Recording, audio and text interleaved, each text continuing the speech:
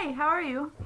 Is a phrase I've been hearing a lot lately, and I'm not really sure how to adjust to it. Now, I have over 21 years of experience in being asked how I am, and I really thought I knew everything there was to know about it, but I've never been asked in quite this way before. For instance, all my conversations used to kind of start like this. Hi, how are you? I'm good, how are you? I'm good, how are you? I'm good, how are... I'm pretty sure it's not supposed to go on that long, but I remember being taught as a child that every time somebody asks you how you are, you're supposed to ask them the same question back, and I've never been exactly sure when I'm supposed to stop. Recently, however, my conversations are going a lot more like this. Hi, how are you? Small passion iced tea?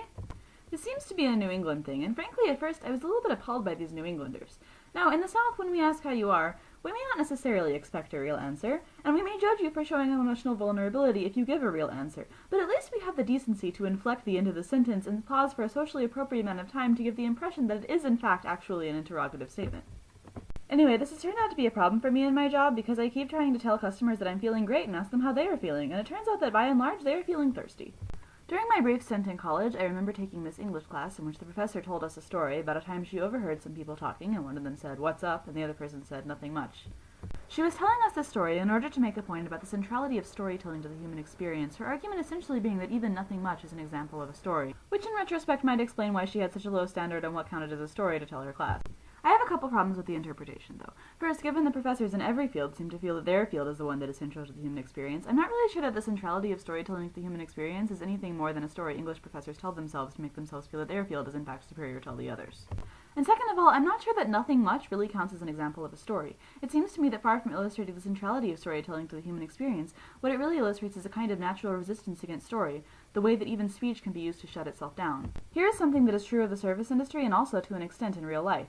You want to be kind and thoughtful and caring toward your fellow man, and you also want to get it over with as quickly as possible. There's a long line in Starbucks in the morning, and even when there isn't, it seems like there's always something more to do. Brewing more coffee, stocking the sugar in the lobby, picking up the toilet paper that people throw on the floor every day. Whenever I have a choice between interacting with a customer on a social level and getting back to work, I'm always reminded of the story of Mary and Martha. In case you're not familiar, the story is that Jesus and his disciples came to the house of Mary and Martha, and then Martha spent the whole afternoon getting everything ready so they could have dinner together, and Mary just sat at the feet of Jesus and talked and listened. And then Martha got mad because Mary wasn't doing any of the work, and Jesus said, "No, come and sit with her because Mary has chosen the better part." I don't really think you can directly translate this story to the experience of being a barista, because I think part of the point of the story was that Jesus was supposed to be like God or whatever. But if, like most people, you do have religious and or moral beliefs that are based around the importance of other people and how well you need to treat them, it does raise questions about how exactly you're supposed to do that when there's always more to do. For instance, it might seem rude if somebody greets me by saying, "Hi, how are you? Small passion iced tea," because it seems to imply that my name is Small Passion Iced Tea, which in fact it is not. But then a few minutes later their drink will be ready, and then another barista will look up at them and say, "Hey, are you the Small Passion Iced Tea?" And if they say yes, that will have been a good interaction for everyone. Starbucks has us take down people's names and encourages us to have conversations with the customers so they feel like part of the community and not just a passion iced tea. However, I think it's kind of inevitable in the morning when there's a long line that people will start to see themselves as just another passion iced tea, and I have sort of mixed feelings about that. One of the sad things about working in a service business is that there are all these people who come in and you might never see them again, and they all have lives as complex and interesting and fascinating as their own, and you'll never really get to know about any of that. But one of the nice things is that no matter who you are or what you've done, you can come to Starbucks and be treated just the same way as anybody else. It even seems to me that there's something kind of nice in the idea of two people becoming the thing in the act of service that is between them, even though it's kind of literally objectification, but then it's true of a lot of things.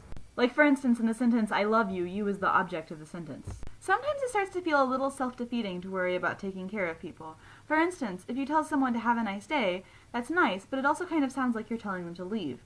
And people like to be taken care of, but in the wrong circumstances, if someone says, "I'll get him taken care of," it can sound kind of ominous. Or people like to be served, but if someone tells you you just got served, it's not really such a great thing. And "how are you" is obviously kind of a self-defeating question too, because it's not even really a question anymore. I think it's best understood along with other questions that aren't really questions, like, what is the sound of one hand clapping? What is the sound of one person asking "how are you" and never getting a real answer? It's a short way to acknowledge that the person in front of you is another person just like you, even if you'll never really get the chance to know them as a person, and even if all there will ever be between you is one small passion.